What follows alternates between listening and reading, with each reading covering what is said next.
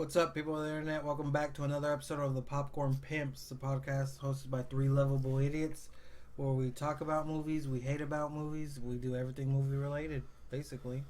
So let's get right into the show. We actually recorded this on Friday, and it turned out our mics weren't working. The one day we don't do a mic check, and yeah, we paid for it. So now we gotta do this all over again. Yay! So we're gonna go straight into trailers. We actually got two more trailers we're gonna talk about. I believe two. Yeah. You know what? We actually didn't even watch one of the trailers, which is Blade Runner. We'll say that for next week. Wow. Fail. Let's go to the new It trailer.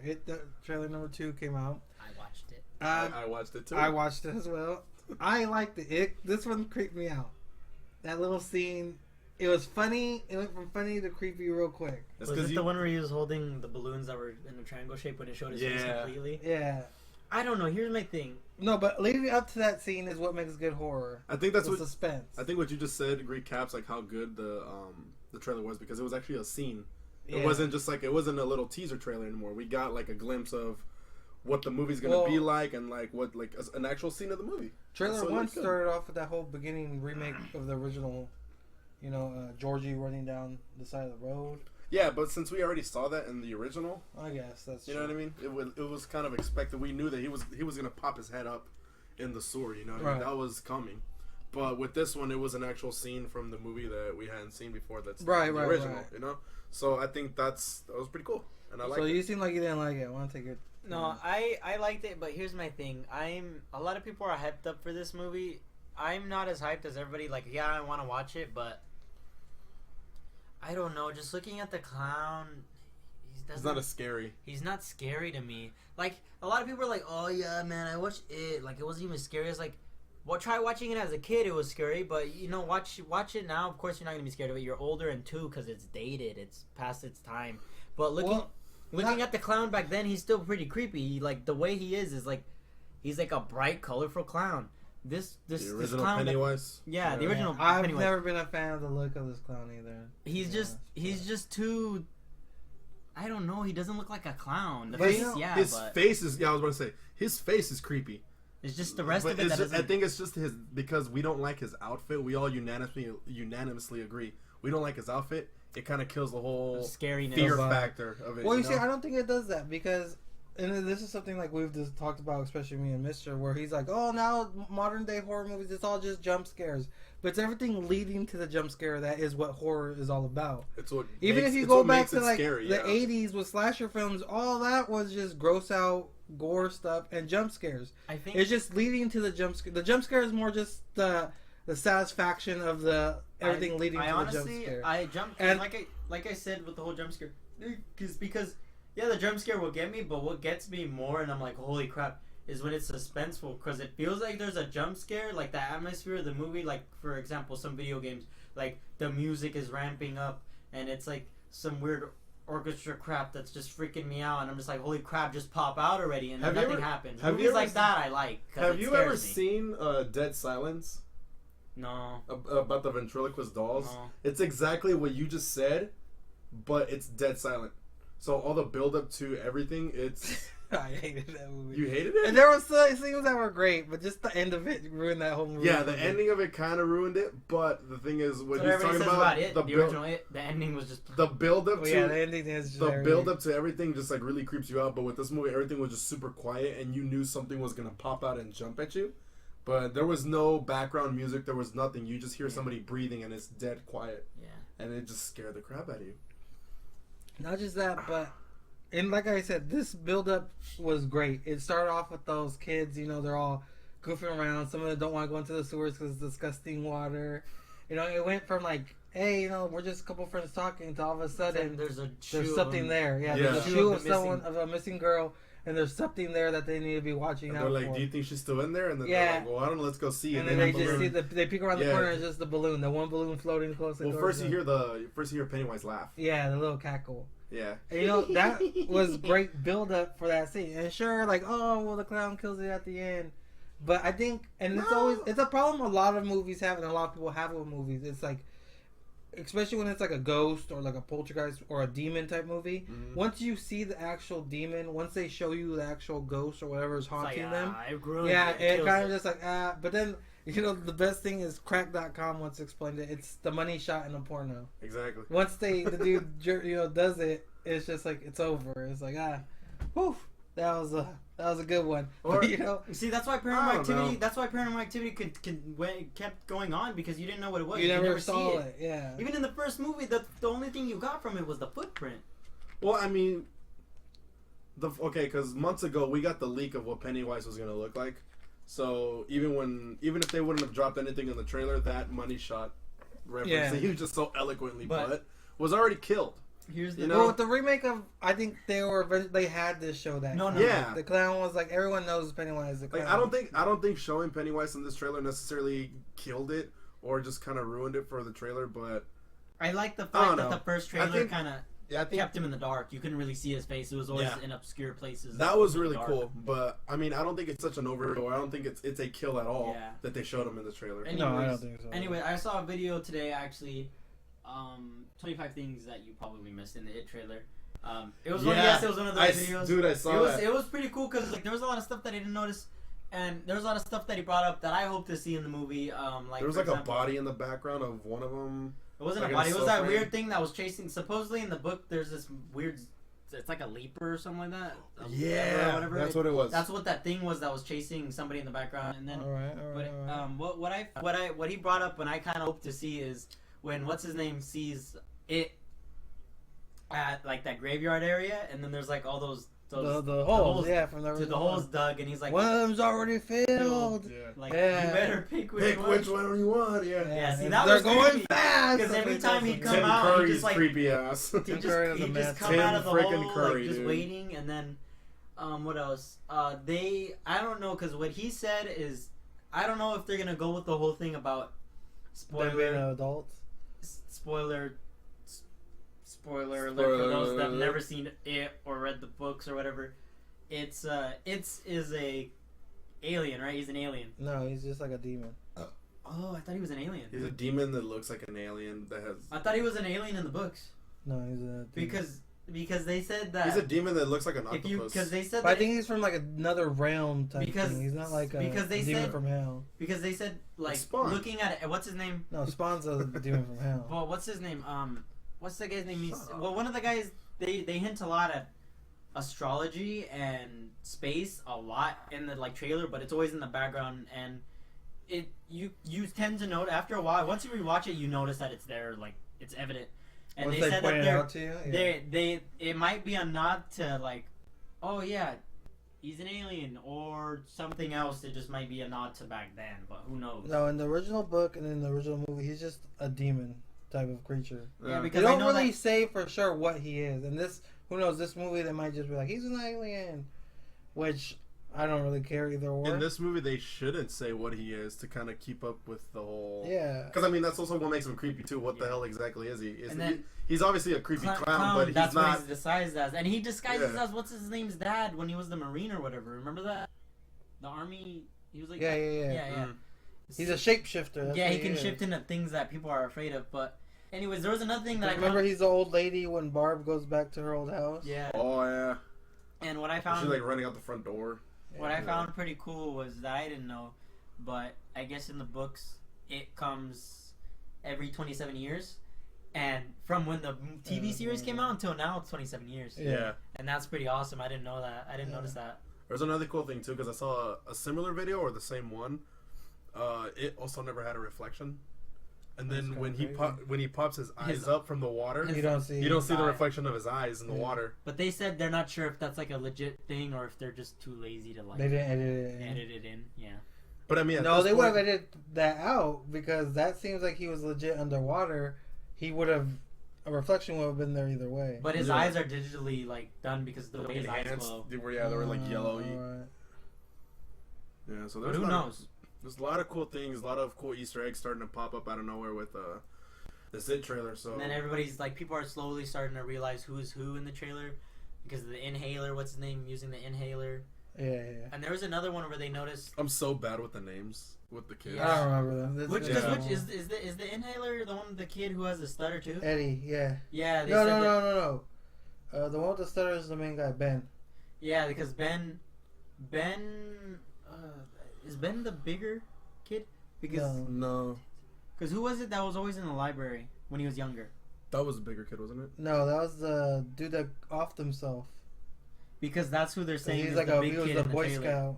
Because he always got picked on, and so the library was like his place where he'd go to like hang out by himself to not get picked on. No, I don't know where Wasn't you're it? getting this information from. I have no idea what you're talking about. What was it about that? No. Why did he go to the dude? Yes. He only spends like the library. They only show like one little scene of him in the library. But from the novel? Oh, I don't remember from the book. I read that book in high school, dude. I don't fucking remember. How long is that book? It's pretty big because it's a novella. It's a novella. Yeah, that's what they're called. So I mean, just gotta keep up with these Easter eggs, and then come September 8th. I gotta watch the series again. I gotta watch the movie again. I gotta read the book. I gotta catch up on my Pennywise. I remember back history. Back then when I watched the movie, I didn't want to take a shower because of that scene where he came out the drain. It scared me, dude. That's funny. All right, well, that's it for the It trailer. Moving on, we're gonna talk about The Dark Tower. Now, you guys already know how I feel about this trailer. When you first saw the trailer, I want to know what you guys thought about it. When I first, me I'll let you first, go, okay, all right. Well, when I first saw The Dark Tower, okay, because I didn't know much about. I didn't even know. Well, I knew it was a book, but I never read the Obviously, book or Stephen King. yeah, I never read the novels or anything like that from Stephen King. To be completely honest, I didn't even know what the story was about. If you watch the trailer, it's basically a big dark tower, looks like a Lord of the Ring looking thing, and it connects the two worlds, our world and like a different realm. And if the tower gets destroyed, then there's nothing dividing the worlds, and like there's chaos everywhere. So it's about a gunslinger trying to fight off the forces of evil to save the Dark Tower with like a little 8-year-old kid. Right. The trailer looked really good, and at first glance of the trailer, I liked it. I'm like, you know what? It looks like an interesting movie. I want to see it. So from the get-go, I gave it a thumbs up. All right. Mister? Well, like he said, I knew nothing about it aside from it's a book or whatever. But knowing Stephen King, I don't know. He's always had very, like, what is it? Like his novel and movie adaptations from the books that he's done have always been very intriguing, I guess you could say.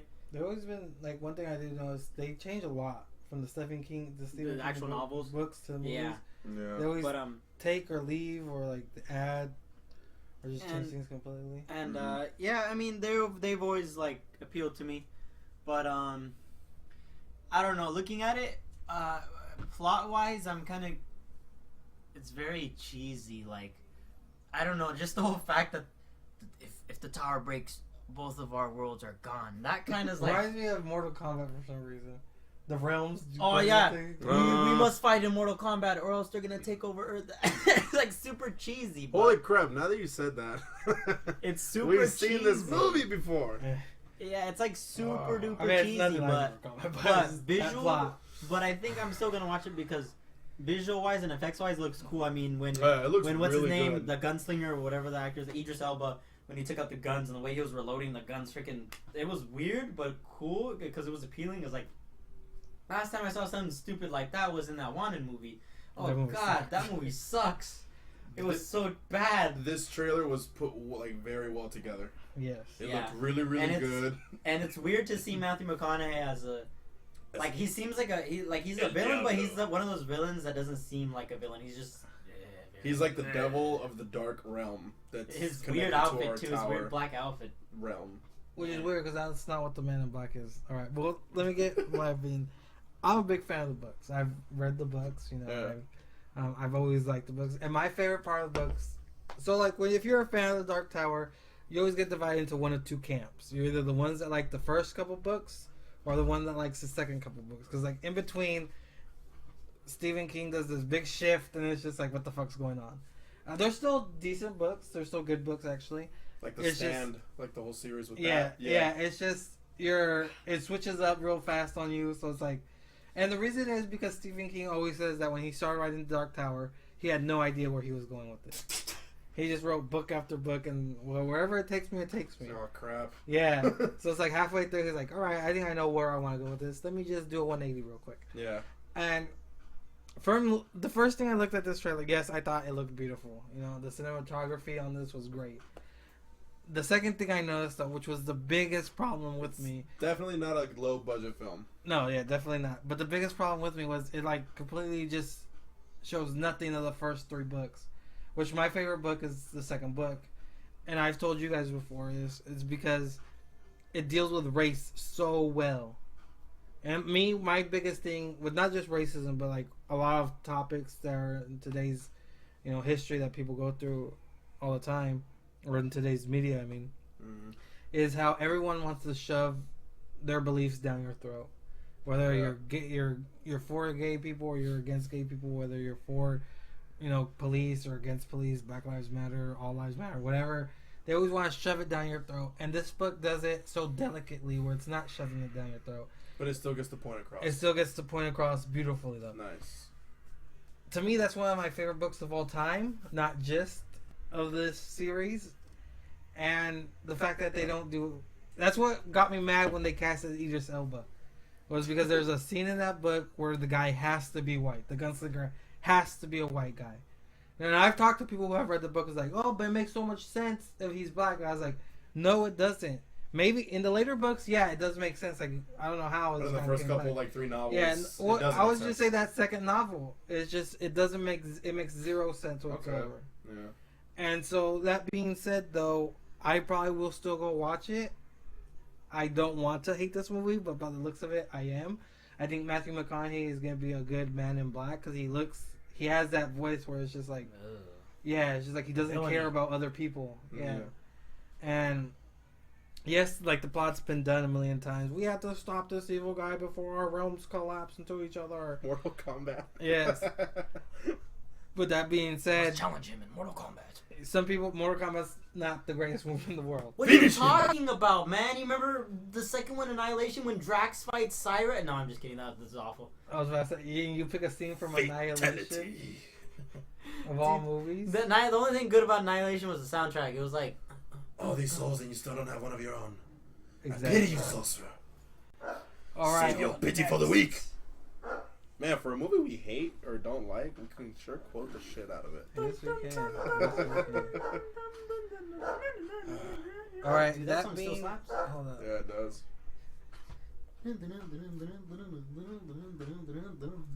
That being said, the next trailer we're going to be talking about is, real quick, just what you thought about it. The Spider-Man, the I Am Spider-Man.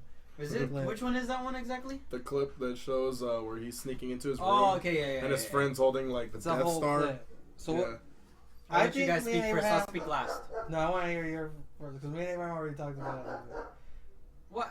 I want to talk about it last because Marvel movies I always want to talk about last because I say the most. Okay. All right.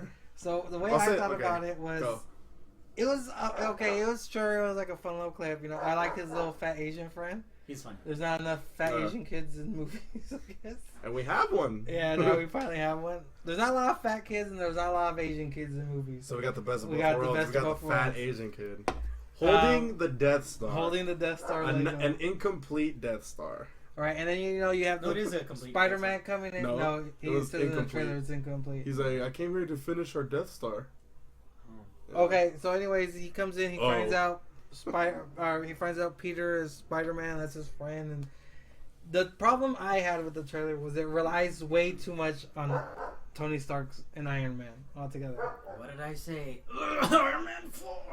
Yeah, dude, I told him right before we started, like, before you actually got here, because you've been ripping on this movie, saying it's Iron Man 4, it's just nothing but Iron Man, and I'm like, you know what, at this point, after this clip, yes. I don't know, because like, I say that as a joke and as a meme, but I don't know. I feel like it is going to be Iron Man 4, but on the other hand, something tell me everything that we've been seeing right now is that's solely Iron Man. It's just to get people hyped up to think that's what it's going to be, but it's not. No, well, I can see that too. Like, this is all the Iron Man you're getting in this movie. But it's still a lot of Iron Man. But from the looks of everything, like, it's not complete, dude. We have to get more Iron Man. Tony Stark has to fill in more gaps that we don't see like in the trailers that's going to be filled in the movies. So we're going to obviously get more Iron Man. And that's starting to actually piss me off because this is a Spider-Man movie. It's just like, I get it. He plays a crucial role because he made his suit. It's Iron Man, it's Marvel, yada, yada, yada. Iron Man was the first main movie of the Marvel Cinematic Yeah, Universe. but come on, dude. Like, I've never been a fan of Tony Stark's Iron Man. The less of him, the better, in my opinion. Yeah. Or Robert Downey Jr. And this is coming from somebody who actually is a fan of Iron Man. Yeah. And like the Marvel Iron Man. I'm just like, cool. I can watch an Iron Man movie, but it's just like we haven't gotten a full seen Iron Man 3? We haven't gotten like a good we haven't gotten a good Spider-Man movie. You know what I mean? What are you talking about? Number 2 is like one of the best Marvel movies ever. Spider-Man 2 with Tobey Maguire and Dr. Octopus. Okay, but how long ago was that? That's I like still the first one movie. better just because of Green Goblin. Okay, fine. We haven't had. Let me rephrase it. We haven't had a good Spider-Man movie in a while. Alright. Because these Amazing Spider-Man movies with Andrew Garfield. What are you talking about? Amazing Spider-Man movies? Come on, you never seen Spider-Man 3? Yeah. Alright, so that's all we're gonna talk about. You said your piece, right? No, you haven't. Oh no. So wait, just to cap me off, my last thought that I want to say is just Marvel, please don't shove Tony Stark down our throats, because coming from a guy who actually is a fan of Tony Stark's Iron Man, we don't need this much Iron Man in a Spider-Man movie. I get that there's always two or three Avengers in like every single person's movie. Like, for example, the Civil War had everyone in it. Okay, I get it. And then Winter Soldier had like quite a few people in it too. You know, so it's just like, I get it, but it's not, you don't need to be doing this with Spider-Man, you know?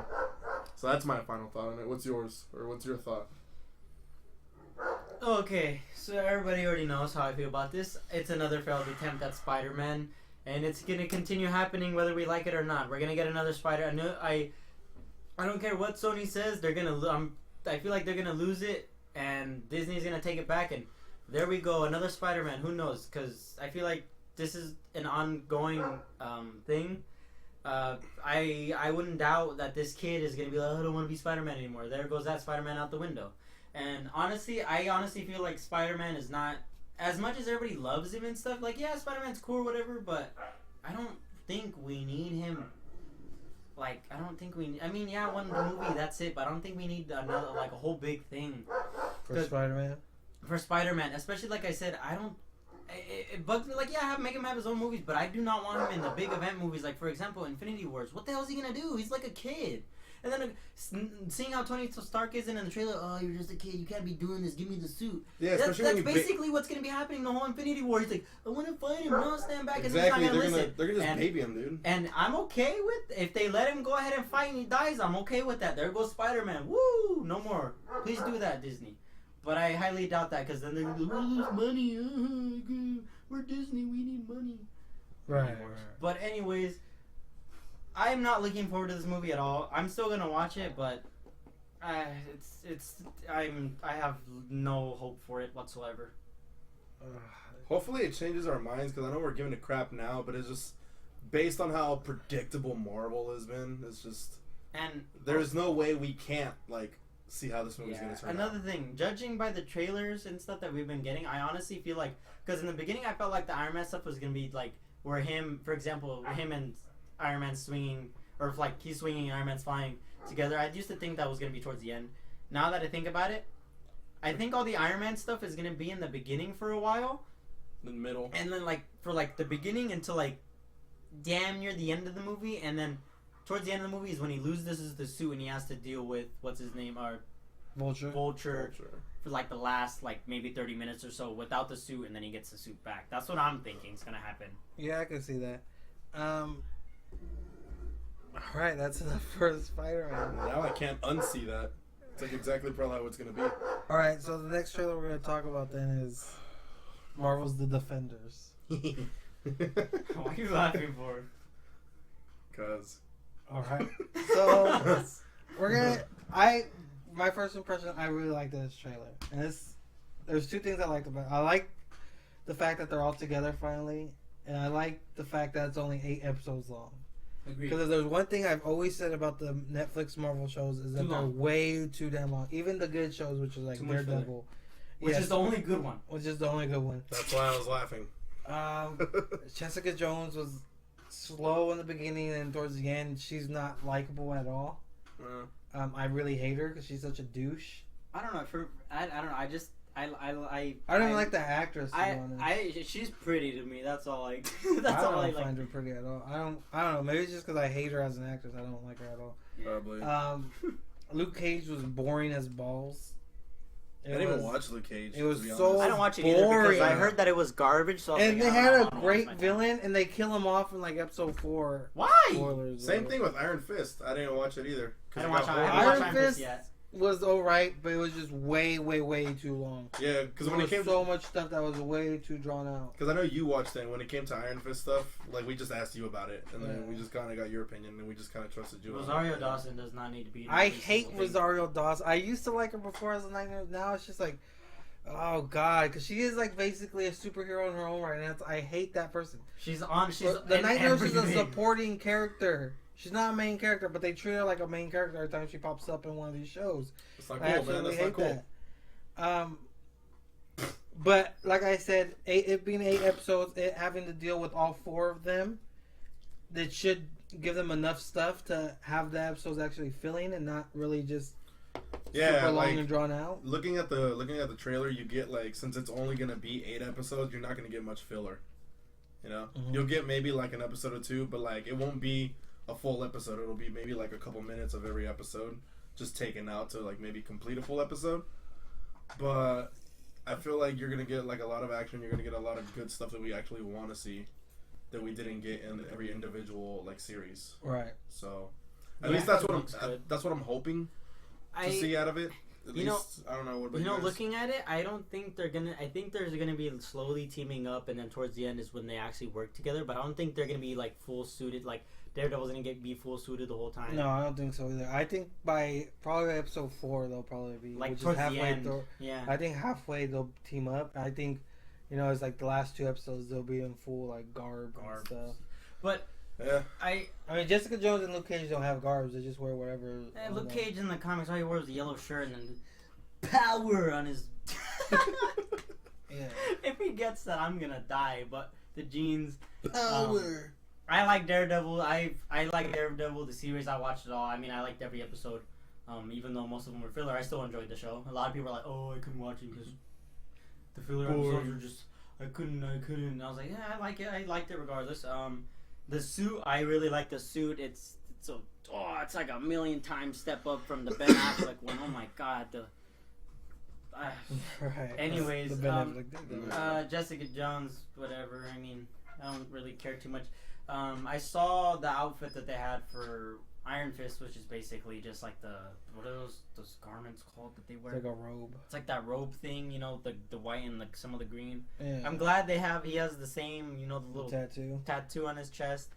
But what does bug me that I noticed was that his hands glow. Like, I already said this, but I don't know. It just kind of bugs me that his hands glow. I want his hands to be like on fire. Damn it! They're not on fire. I know that, but that's how it looked. That's just what he wants. That's how it looked in the comic books. Now it looks super lame. It's just like I have a light in the comic book. It doesn't even like that.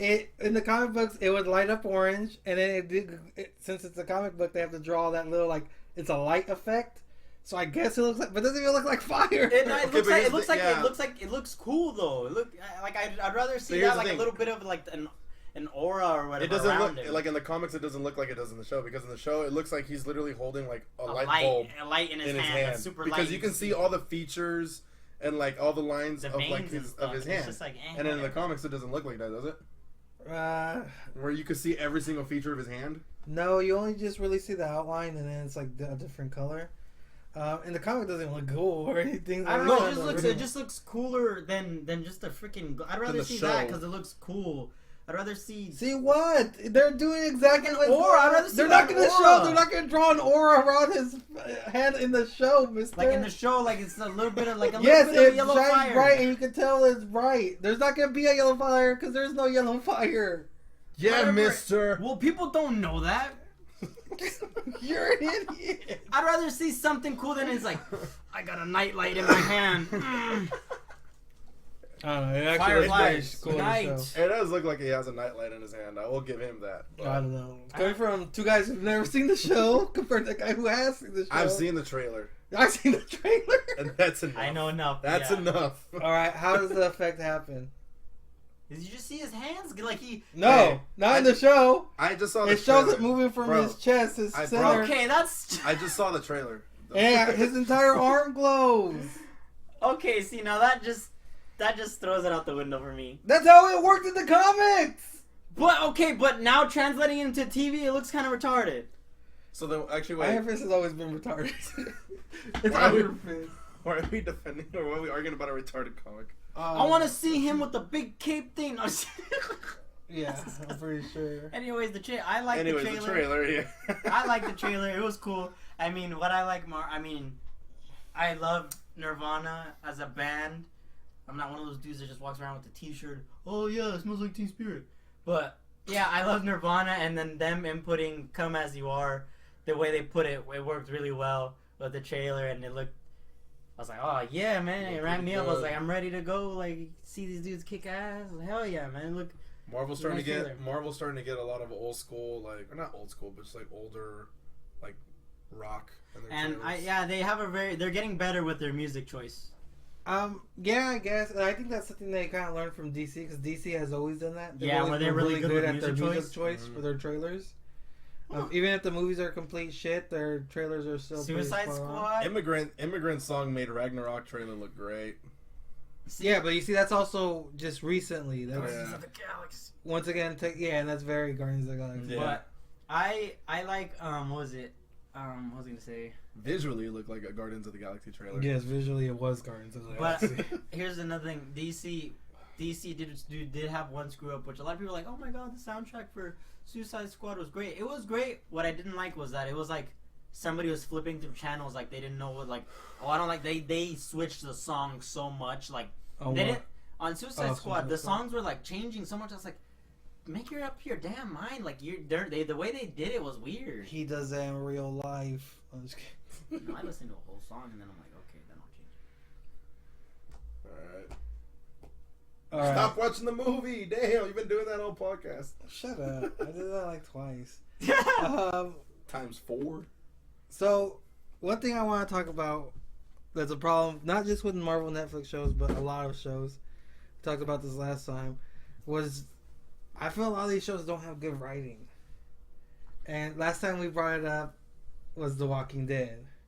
And that's the one thing I do have a problem with this trailer was the writing.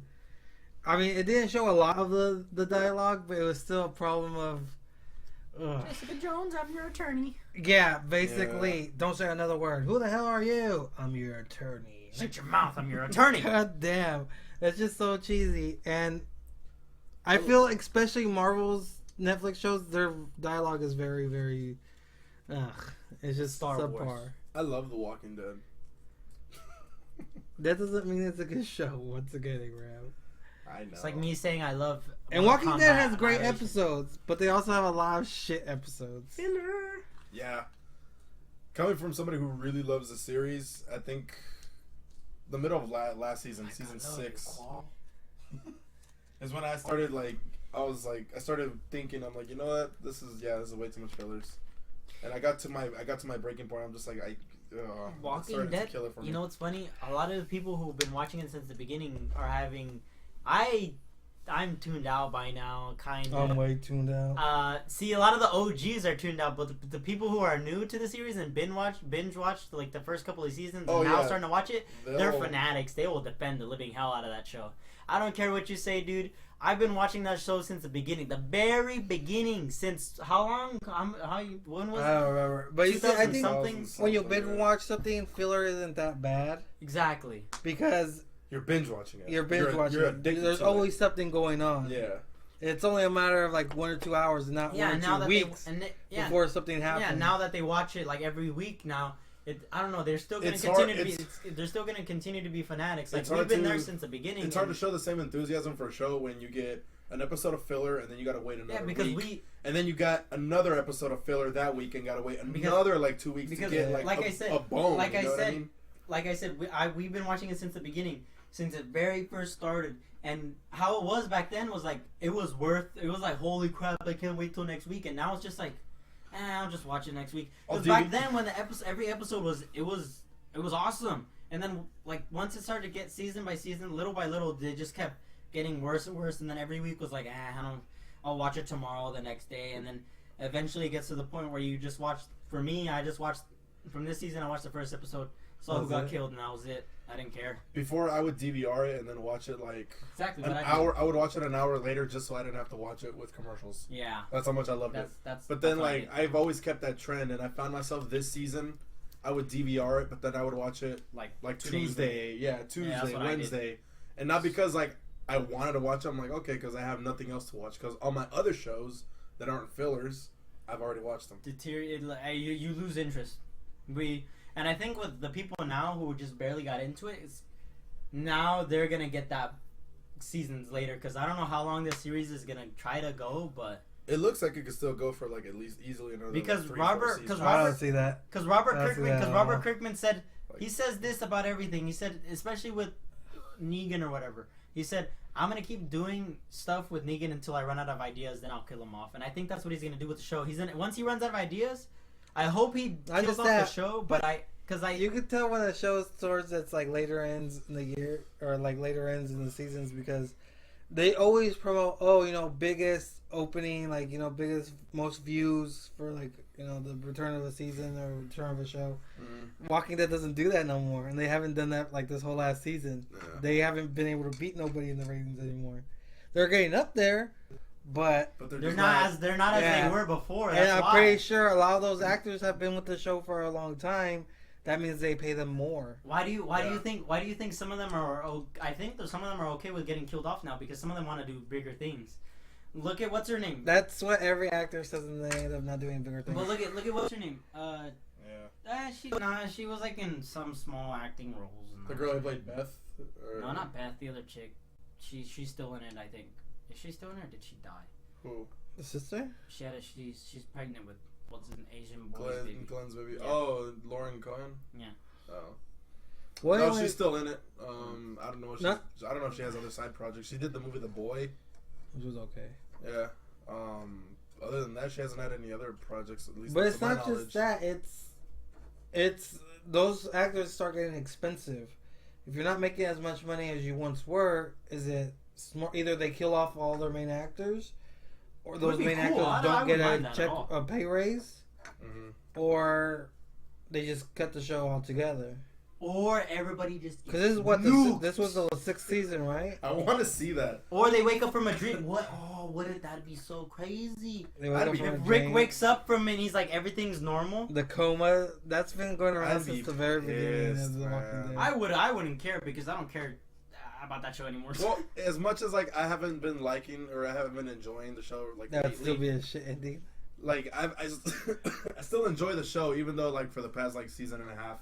I've been you know what I mean? It's still one of my favorite shows, and I'm still engaged with the characters and everything, and I still dedicate time to watch it, even though it's not right away like it was before. What? What if they pull a Lost?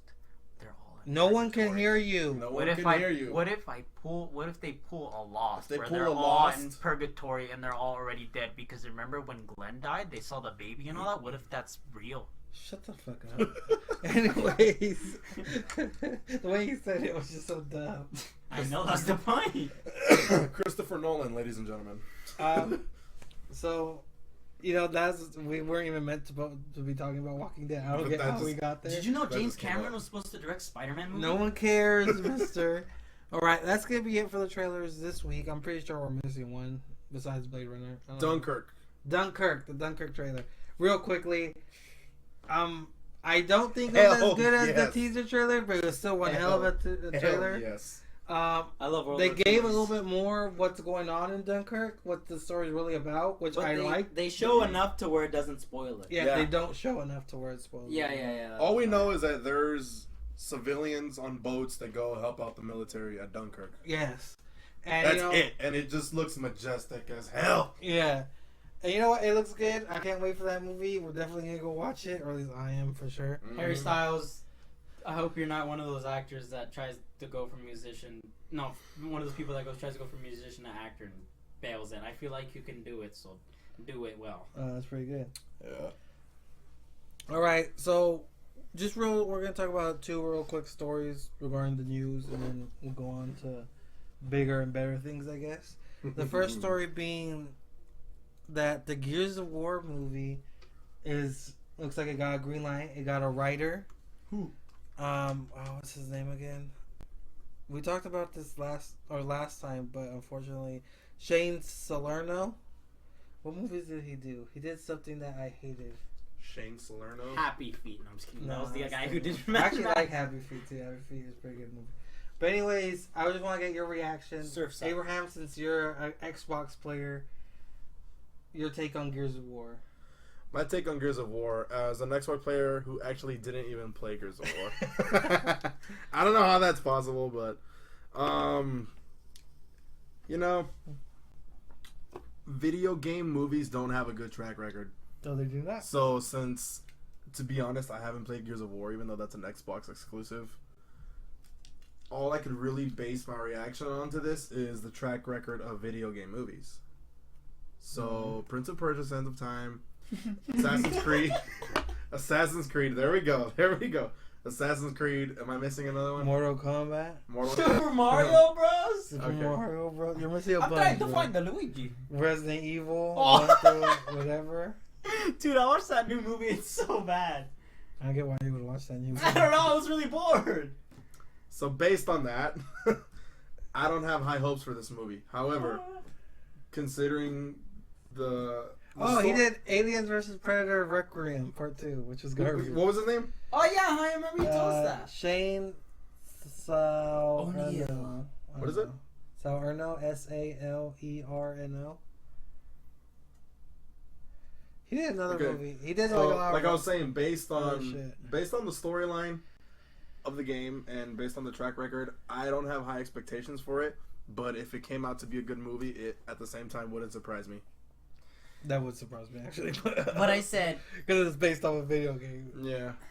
I don't know. However, Forward Unto Dawn was pretty good. Me personally, it wouldn't surprise me, but I would be like, huh, they actually did it. I'd be like, But since I don't have high expectations for it, I feel like it wouldn't be, if it were to do good, it wouldn't be like, oh my god, it's so bad. It'd do a lot better than your average video game movie. It'd be like a 75 or something like that. Wait, was that real quick? The movie you were thinking about? What movie did you say it was? Alien vs. Predator Requiem. Savages. Oh, he also did Savages, which was a decent movie. Armageddon.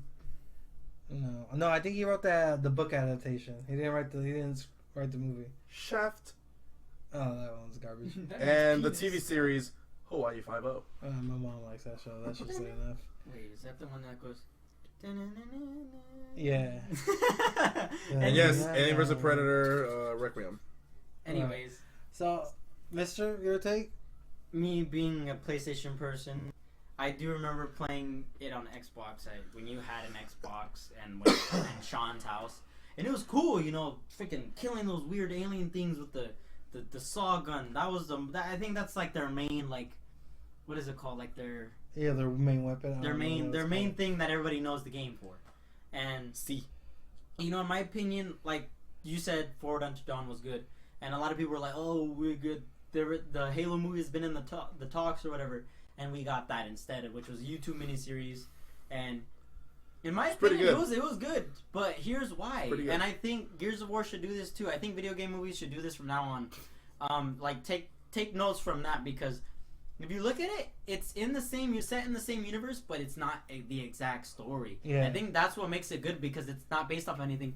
And if it's based on the main story, of course, there's more stuff to bash on, like, oh, this wasn't right. But when it's not, there's not a lot of stuff to bash on, so people can't hate on it. So what I'm thinking is have it set in the same universe, and then maybe, like, in the movie, have some of the main characters call them up or meet them or some crap like that. Or maybe have them come out in the end, like how Master Chief, because Master Chief didn't come out until the end, but throughout the thing there was the memorable weapons, guns, vehicles, and all that other stuff that they went through.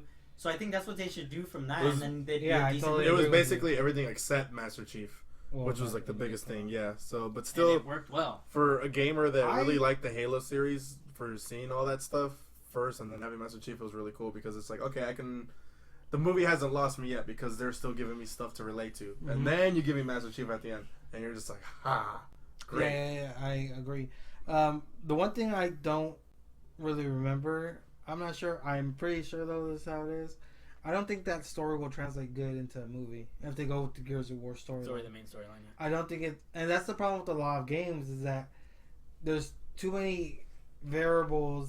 There's too many alternate because you're playing as the character, and you could make it whatever way you want. Yes, and there's too much of that in video games to where if you took the story exactly, it's just because, like I said, one of the things I like to do is where I watch just all the cutscenes, and when you do that for certain games, it looks great.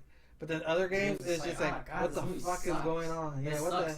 But here's the thing, because like you said, some video games, everybody plays them differently, and that's another thing, is like people go watch the movie and they're like, I didn't play it that way, or that's not what happened, and you know, everybody gets a different thing. For like when I brought it up on the last time we talked and unfortunately went away, Infamous. You can have the good karma, you can have the evil karma, and regardless of whatever happens, you know, you get different endings, you get different things happen, you know. Telltale Games does that too, where you make the story, you say what you want, and it can affect everything. Butterfly effect, and I know not a lot of people liked it, but some of the Infamous 2, for example, the second game, it would have been cool if they would have inputted a system where like it started with whatever ending you got, because second game started it plays through as if you got the good ending, which not a lot of people did in the first game. So yeah, like you can't really do the main story, like I said, because everybody plays it differently. So it's better to just have it in the same universe, but not the main story. Yeah, like when it comes to gaming and story mode, it's a very personal thing. You know what I mean? Because you as a gamer, you choose what your character. Do you want to be a douchebag, or do you want to be a hero?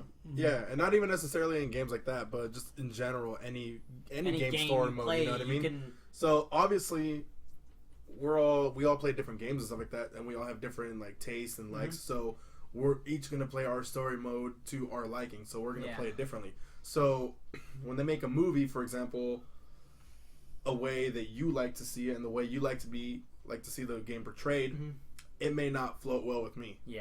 So that's why a lot of people get turned off by video game movies. So like, right? Yeah, like for example, GTA 5. There's like 3 or 4 different endings. Like, everything is. Yeah, no, I totally agree with you. Yeah. That's a big problem I see going from video game to movies.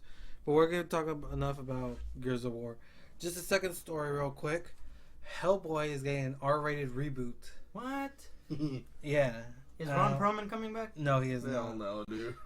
You know, I'm not gonna lie. I actually like Hellboy. I like that movie.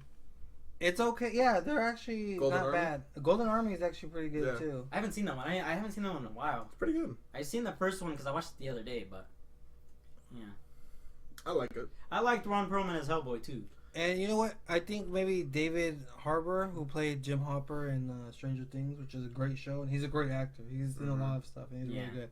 He always plays a douchebag. They want him. Yeah, he always plays like the villainous. Even in Stranger Things, he starts off as the douchey cop who doesn't believe her that her son's missing. And I think he is. I think they want him to play Hellboy. Yeah, I can kind of see it, like face wise. You know, because that was the thing with Ron Perlman. He had that face.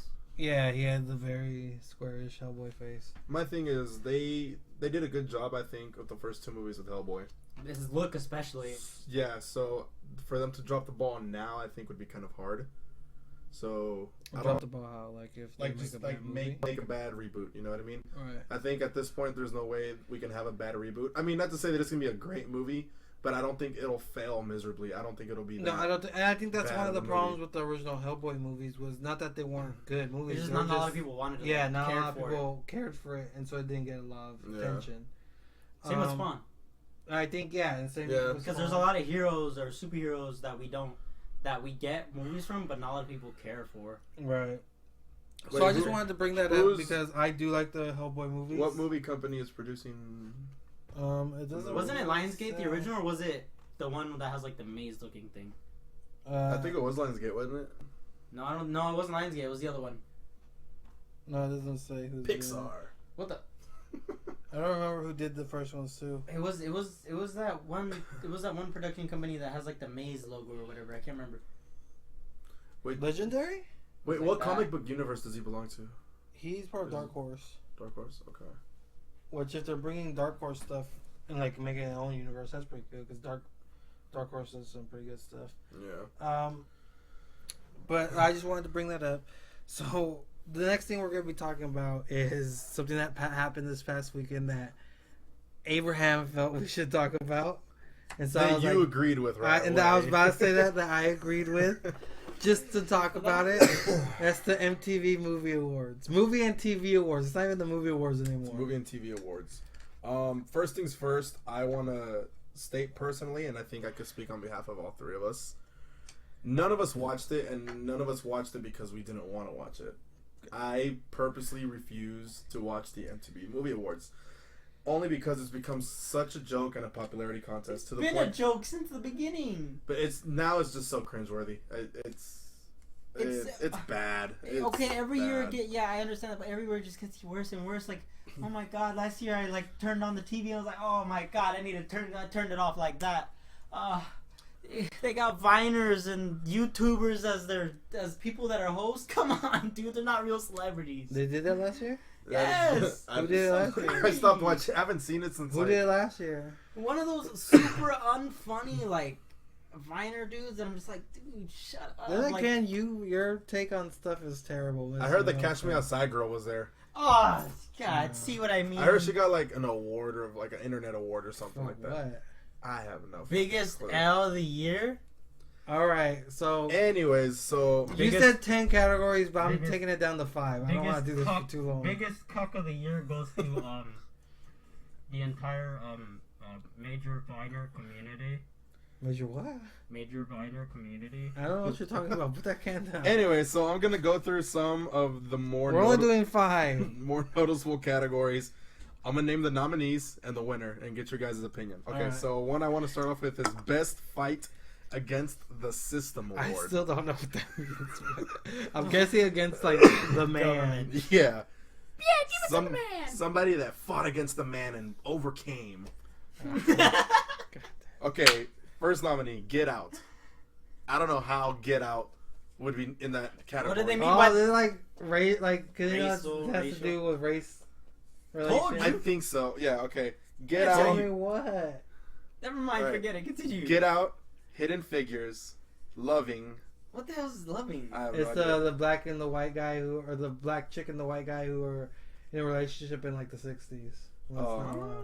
So 3 movies about race, right? They got off like the terrible reviews. 3 I movies don't know, I about think race. that one right got off good the bat. reviews. There was another one. The Luke- Shack got terrible. Luke Cage and Mr. Robot. And the winner is Hidden Figures.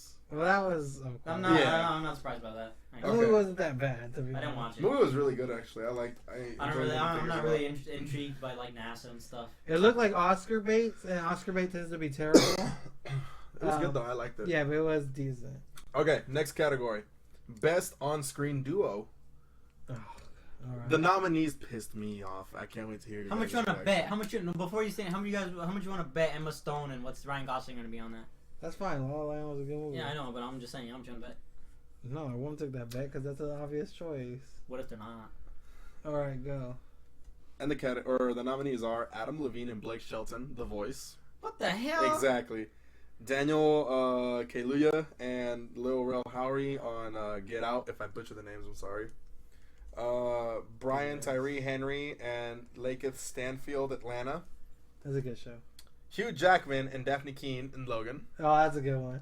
Josh Gad and Luke Evans in Beauty and the Beast. Hey, they did a pretty. I like them as Gaston and what's his name. Oh, I hate that movie. And though. finally, Martha Stewart. There's no point to it. Martha Stewart and Snoop Dogg on Martha and Snoop's Potluck Dinner Party. Again, this Martha is the movie. Stewart? This is the movie and TV award shows now.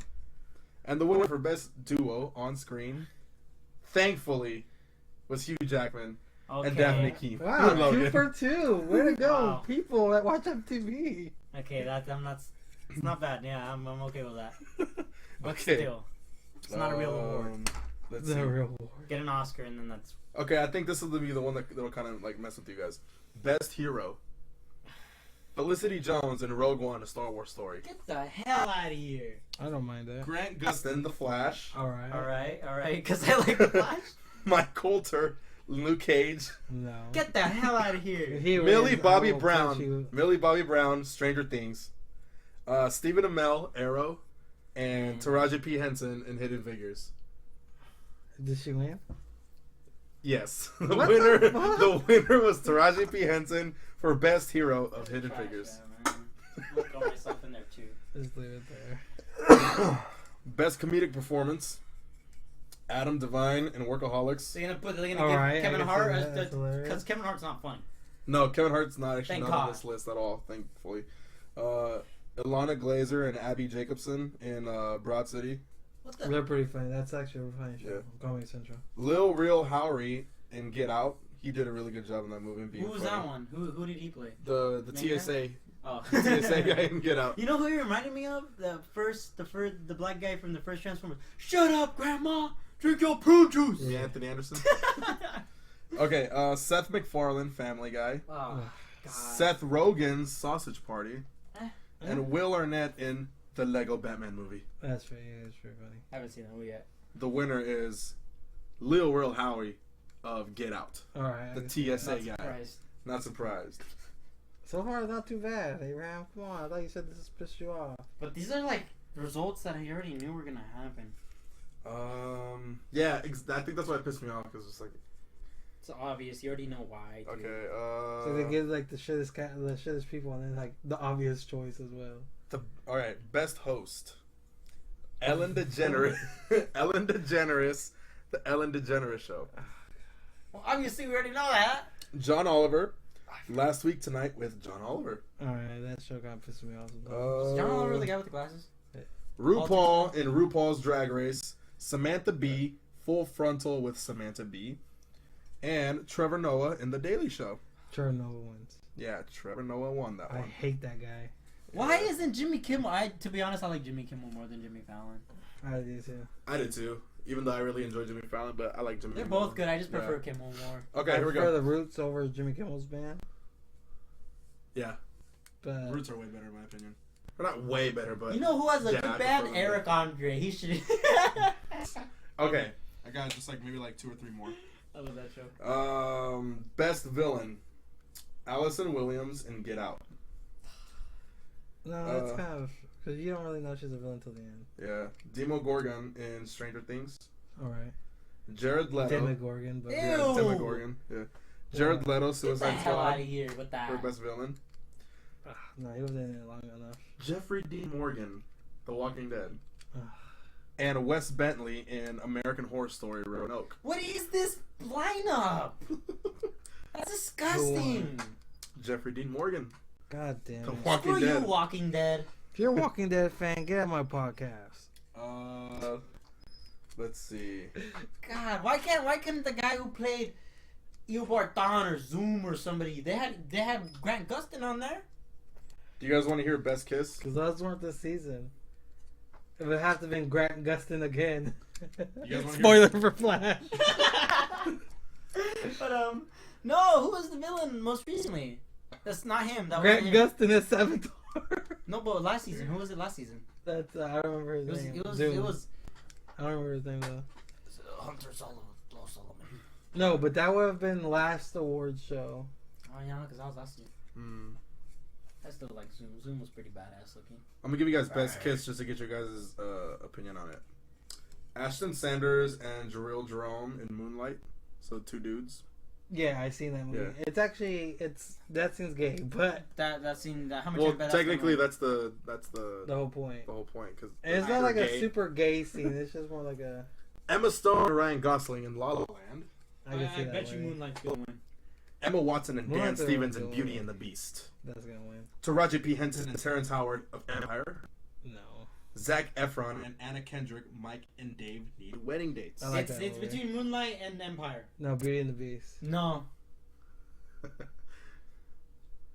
Moonlight. I know. I know. God, okay, dude. That's a good movie, though. I Yeah. like it. Our race didn't get anything in the Oscars. I know. So we're gonna get all these fake awards. We should riot because there's no Mexican people in the MTV Movie Awards. Yeah. Hey, fuck you, racist MTV Movie Awards. All right. Show of the year. Asians 2, come on, man. Okay, show of the year. Atlanta. That's a good show. I didn't watch it. Game of Thrones. That's a good show. I didn't watch it. Insecure. What the I hell? hate that show. Pretty Little Liars. I hate that Ah, show. what the hell? Stranger Things. I love that show. And This Is Us. That's not a bad show. Yeah. Okay, to be honest, out of all those I heard, I'd rather have whatchamacallit. What was the first two again? What was the first two? Atlanta and Game of Thrones. I'd say Game of Thrones out of all of them. Stranger Things. Not surprised. Not surprised either. Yeah. You didn't like Stranger Things? I tried to watch it. I just couldn't get into it. I don't know. Dumb. Okay, I got two more for you. The most I like important. Super 8. Super 8 was cool. I got two more for you. The I most don't know. Stranger important Things is ones. way better than Super 8. I don't know. Yeah. Stranger Things, I Alright. fell asleep. No, it's just because everyone keeps talking about Stranger Things and then you hate what people No. You do that all Yes, the time. yes, Listen, yes. You do Let that all me the talk. time. Am I Yes, right or am I yes, wrong? That's yes. not true. That's not Yes. true. Shut up. I tried getting into that show before it was hyped up. Before there was even a hype for it. Nobody cared about it. I tried watching it. I couldn't. I would fall asleep all the I time. was one of the OGs on that show too. I could probably say that. Yeah, I Day know you one were, because I right remember now. you kept telling me about it. You were one of the first people I knew that talked about it, and then all of a sudden it just got big and it was everywhere. And like I told everybody's like, Hector, you need to watch this. I was like, dude, I tried watching that when it came out and I fell asleep. Alright. Best actor in a movie. We're almost done. Daniel Kaluuya, Get Out. Emma Watson, Beauty and the Beast. She's hot, but Haley Steinfeld, The Edge of 17. the hell is that? It was a dumb movie. Hugh Jackman, Logan. Yes. He wins. James McAvoy, Split. Oh. And Taraji P. Henson, Hidden Figures. Taraji P. Henson wins. How much on bet? Yep. Or Or Hugh hit it, or I Jackman. get out guy. Emma Watson. What? Beauty and the Beast. What? That movie is so pointless. That was a surprise. Tale as old as time. All right, what's the? Do two more? Ewan McGregor Mine's was. a two. Ewan I don't McGregor know. was. Movie of the year. Oh no. Fast and Furious. Oh, shit. Rogue One, A Star Wars Story. Ah, get the hell out of here. Beauty and the Beast. Get Out. I thought you were really talking about it. Like, Logan. Logan Yeah. wins. And The Edge of 17. Beauty and the Beast or Logan? Please, God. Tale as old as Really? time. Over Logan? Beauty and the Beast. You people are stupid. Beauty and the Beast How many beat brain out. cells do you have? Beauty and the Beast beat out Get Out, Logan, Rogue One, and Edge of 17. Edge of 17 should even have been on. That was the throwaway. Yeah. The underdog, which nobody was gonna vote Yeah. for. Dude, and then all these people who vote for this garbage fake popularity contest when the Oscars come up, why didn't my movie get in there? Because your movie's trash. Driver. Woo! Jesus Christ. If Logan doesn't get an Oscar, I'm gonna sue. Or if it doesn't get nominated at least. And I want to mention this Movie made me because cry. And I want to mention this because we're all big fans of the franchise. The Generation Award of this year went to the Fast and the Furious franchise. God damn you. The Generation Award? You know why they gave it to Fast and the Furious franchise? Paul Walker, rest in peace. No, Because would've they done that couldn't last year. give it to Paul Walker. Because they knew he didn't deserve that award. I agree. They're like, this is from my brother. I know you're watching it. Oh, Brian, I love you. Me, Brian. They should have named the kid Paul. All right. They should have just ended the That's movie enough right of there. that. Well, It started off strong. I was like, oh man, maybe people aren't as. And then towards the end, I was just like, People are stupid. Why do you think I hate watching this crap and all those music awards? This Grammys and Oscars are the only things that are legit. matter. Yeah. Everything else is just popularity contest. Agreed. 100% agreed. all right. So let's get on to our final topic this evening. Ah, God, that just pissed me off. I don't even want to talk about this movie. And that's our review of Guardians of the Galaxy Volume 2. Something good finally in our lives. Woo! All right. I just want to go, everyone, 1 through 10, rate it. Mr. 8, 9, Mister. 9? 8, 9, 8, 9. 9. I would give it a 9 as well. And you know my thing, I can never give a movie a perfect 10, Yeah. ever.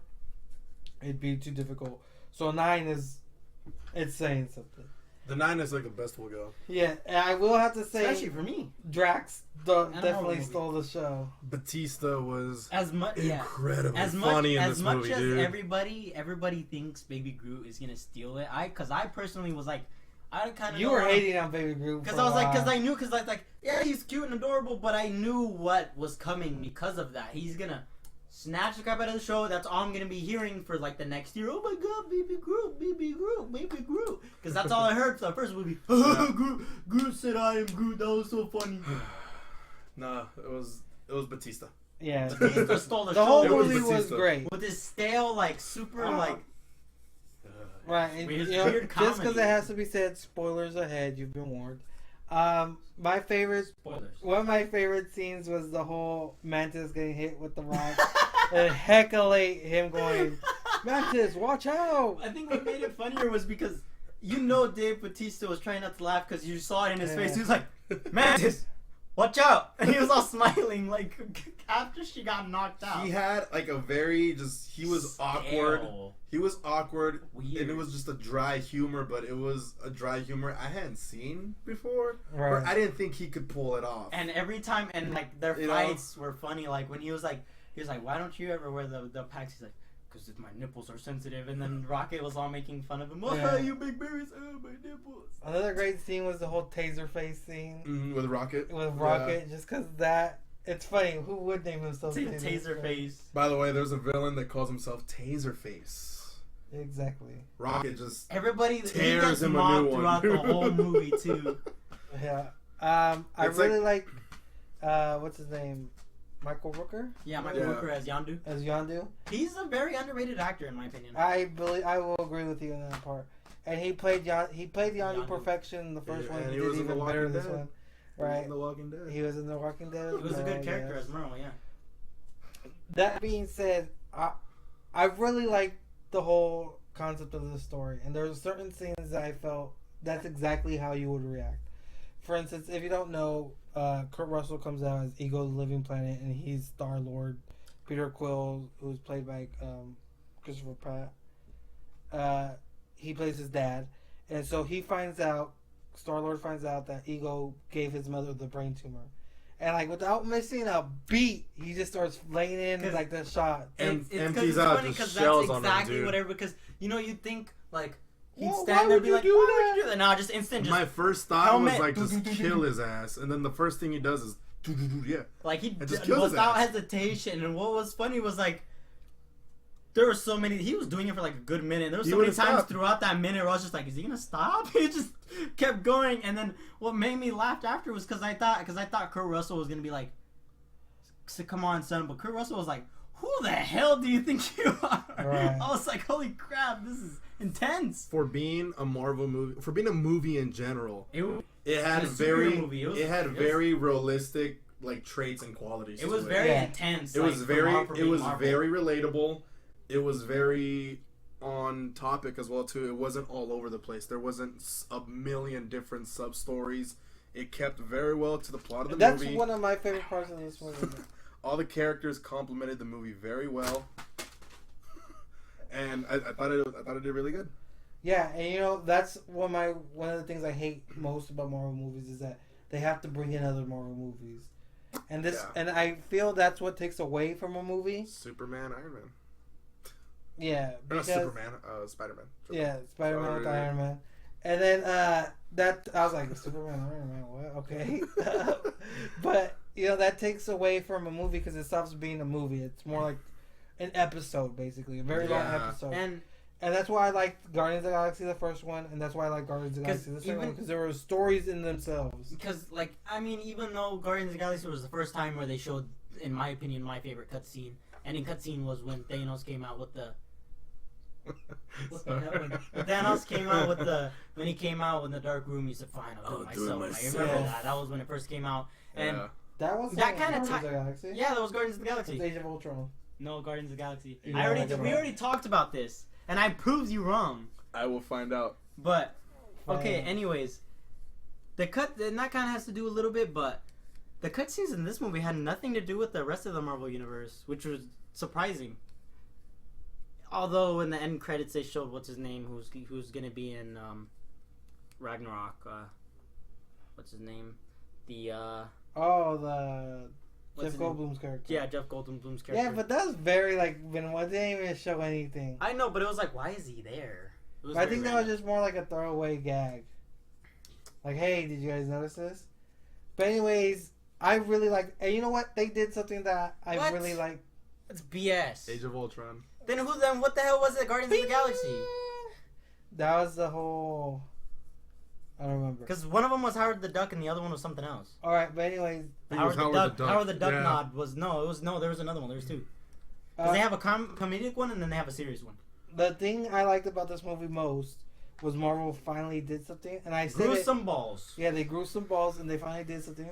And I said this was more like the test run because it was a big character, but it wasn't a main character. Big enough of a character. And that's the whole. It was a noticeable character. The death of Yondu. And in my opinion, you know, for it being a big character but not a huge Marvel character, the way that they did it and they handled it well, and the way that the delivery was like, holy crap, it made you feel like, damn, dude, somebody just died. Like, and it, you know, when I watched it, I was like, holy crap, I was like genuinely sad. I was like, no way, because when Quicksilver died, I was like, are you serious? And I just like, whatever, and I laughed it off. But when this happened, I was like, holy shit. Like, holy crap, Marvel grew some balls here. And I was just like, it caught me off guard. And I was like, holy crap. And then, like, it actually, not gonna lie, genuinely, like, saddened you. It saddened me. I was like, dude, Yondu. And like, I think, the way he died, it was sad, like, the scene. This movie did a really good job of building him up. Exactly. Because you find out that Yondu doesn't give Chris Pratt's character, Star-Lord, back to his dad in the beginning, like, when he was young.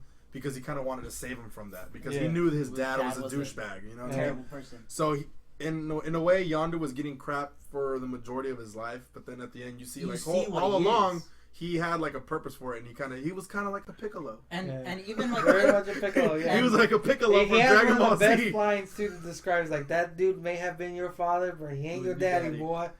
Yondu was more of a dad to Star-Lord. And even what Star-Lord even says at the end. What I liked about it, like you said, they build up his character very well in the movie. Like, if you didn't notice it, because like you remember in the other movie he was like a side character, whatever. This movie he was more of a main character because he wasn't in a lot. He got a lot of screen time with Rocket, and especially that whole scene with Rocket when he was telling him, because I'm you, boy. Yeah. That was another scene that kind of touched me because I was like, holy crap, like, you know, Rocket finally it finally came out that Rocket's like. Him, they don't want to get close to anybody, and because they don't want to be left again. Yeah, and knowing that Yondu was like, holy crap, man, that's messed up. And you know what made it harder for me in the end was like that saddened me even more was the fact that like you finally got to know more about Yondu and you started to love the character, and just like that, he's gone. Yeah, and what I was gonna say is that another thing this movie also did really well on was transitioning. They did a really good job in transitioning, like, the feel of the scenes. Like, it would go from really funny to real sad. And it was then real funny sad. again real fast. But they did it in a way that was so flawless and they was so smooth. Yeah, where it wasn't just coming out of nowhere. It made sense. It flowed. Yeah, it made sense, and it didn't kill the sadness and it didn't kill the funny. Yeah. You know, the funny was strong and the sad was sad. And what I liked about it was like the way you said it. It was like because you know some movies like funny, it was like hilarious funny, and then when it was sad it was like, holy crap, this is sad. Yeah. Like it wasn't legit like, oh, that's sad. It was like, oh, I'm gonna cry sad, and then it was like, oh my god, I'm gonna cry, this is so funny. Because I don't know, but this movie really brought the emotion out. Like they got deep like quick, like the whole scene when he was throwing catch with his dad, and remember how he was saying that scene before where he's like, you know, how bad I wanted that to play with my dad. It was like, that's sad, you know? Yeah. And then he got to do it, and then it's funny. Like, him playing catch with his dad at that age. It was hilarious, and then the look on his face. The cool thing that I think that this movie also did is that they had a lot of running gags throughout the movie. Yeah. Like, they return. Yeah, like a thing would return from earlier in the movie, and that happened often and frequently with almost every character. And they did it well. And one of the things, I know you mentioned this last time, that Star-Lord, he would tell kids that his dad was David Hasselhoff. And then the David Hasselhoff. And then David Hasselhoff appeared later in the movie. Ego transforms into something. He's like, what do I have to do to make you love me? And then when Yondu dies at the end, you mentioned it last time, there was an epic eulogy. Yeah, where it's just where super he talks funny. about he He's is like, David I Hasselhoff. basically had David Hasselhoff. He's like, all along, Yondu, you were my Hasselhoff. You didn't have an awesome car, but you had the awesome whistle thing. You he's like, you didn't like have an angel. He's like, you You didn't have the angel. voice of an angel, but you yeah, had the the whistle of one. Yeah. You know, and that's great. And like, what another thing I really liked about this movie, like Guardians of the Galaxy 1, was the music. The music of this movie was on point. Everything was perfect. The Zune at the end because he lost his cassette tapes, so they give him a Zune. It's perfect. He's like, this is what everyone on Earth is using. No one fucking uses a Zune. This is 300 songs. 300 songs. Yeah.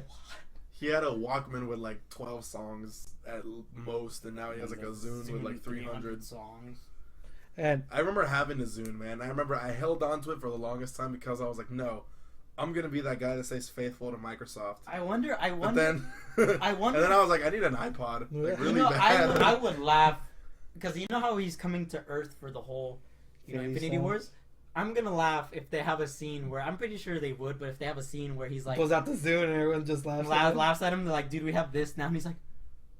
With They're like, for example, songs. Iron Man shows them like his build. They go into the Avengers Tower and then crap ton of this crazy technology. He's like, holy crap! Yeah. But you know, Well, he's from space. He's seen technology up to Wuha. Yeah, but He hasn't seen Earth technology. he just hasn't seen an iPod. Yeah. Well, not just that, and also another thing I really liked was the cinematography. It looked great, just like the original Iron Man. Just like the Thor Ragnarok has the same color, type of the feel. lighting. Yeah, the colors, the contrast, explosions, everything is great. Everything. There man. wasn't lens flares. JJ. And like, it's something that we had talked about last time when we talked about Civil War. Was just Civil War CGI looked off. Because nobody wanted to do it. That's why. And they got a really crappy company. Because I remember when the opening credits scene, I was like, who the hell is this company? Yeah, I guess. But this CGI was on point. Yeah. Everything was great. And, you know, Baby Groot dancing in the beginning was basically all CGI, and that was awesome. So that was hilarious. There's lots of good Baby Groot scenes in this movie. Yeah, there is. You know, Baby Groot wasn't the main focus of this movie, thank God. But the scenes that he had the were scenes great. that they had were great. a perfect amount of screen time, and there was just as funny but it wasn't to the point where it was like, oh my god, this is too much. All the characters I think evenly got distributed in this movie as far as everybody screen time and goes and everything. Equally represented. Nobody felt more important. Not even Star-Lord. Nobody felt more important than somebody else. Yeah, jokes-wise and emotion-wise, everybody had equal.